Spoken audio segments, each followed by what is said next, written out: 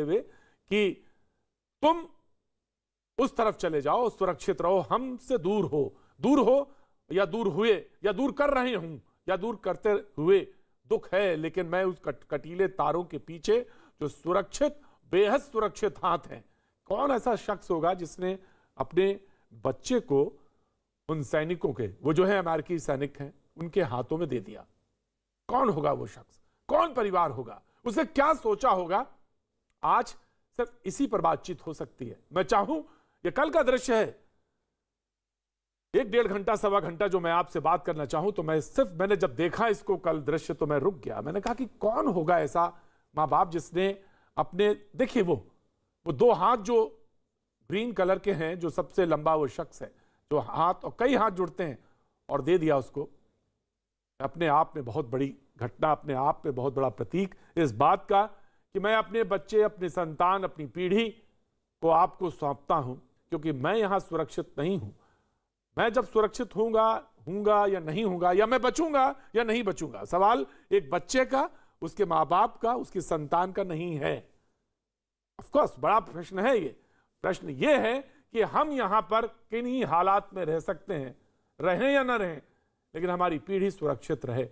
और उससे भी बड़ा प्रश्न यह है कि हमें लगता है कि हम सुरक्षित नहीं हैं। दूसरा वीडियो दिखाता हूं आपको आज। दूसरा वीडियो है कि बच्ची को अमेरिकी फौजी कटीले तारों के ऊपर से दीवार के उस पार, ये देखिए, ये दूसरा दृश्य है।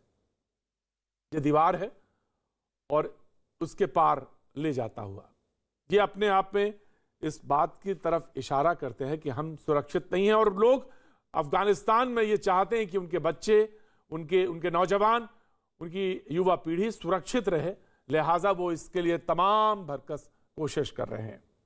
तारों के ऊपर से दीवार के उस पार ले जा रहा है और भीड़ उसे देख रही है। तमाम बच्चे, एक छोटा बच्चा जो दृश्य देखिए, आपने देखा होगा कि वो देख रहा है और वो बच्चा उस तरफ चला गया। मैं बता दूं एक बार से, जो काबुल का एयरपोर्ट है वो अमेरिकी फौजियों के पास है, यानी उनके नियंत्रण में अभी भी वो है।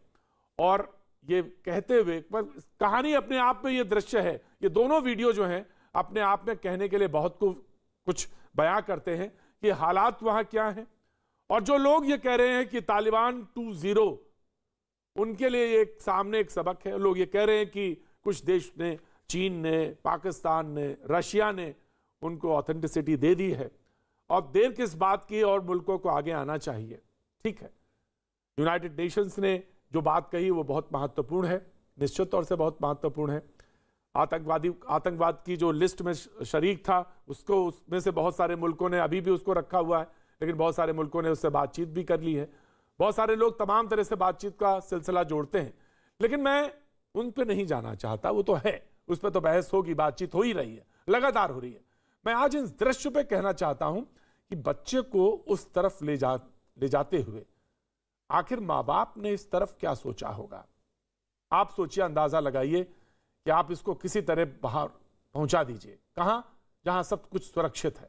हम सुरक्षित नहीं हैं। ये 2 दृश्य हैं जिनको कि मैंने आज खास तौर से अपनी पूरी टेलीविजन डिबेट पे, जिसको कहते हैं बातचीत का सिलसिला, भैया जी कहीं में जोड़ने की कोशिश की है। वो बच्चा उस तरफ ले जाया जा रहा है, इस तरफ तमाम हाथ हैं और ये कह रहे हैं कि ये सुरक्षित रहे। अब मैं आता हूं आगे की तरफ। 2 बाइट्स हैं, दो बातें हैं, उनको पहले सामने रखता हूं और फिर आगे मेहमानों से मैं आपका तारुफ कराते हैं। जी, वहां की फिक्र है उनका, अफगानिस्तान में ऐसा हो रहा और तुम पे ऐसा हो रहा। अरे यहां नहीं हो रहा। हरदोई में एक शख्स सरे रोड पर बीवी को मार कर खत्म कर दिया। कितने महिलाओं का रेप होता खवातीन का भारत में, उसकी बात नहीं। वहां गई पूरा, वहां पे हो रही, बड़ी मोहब्बत हो गई आपको।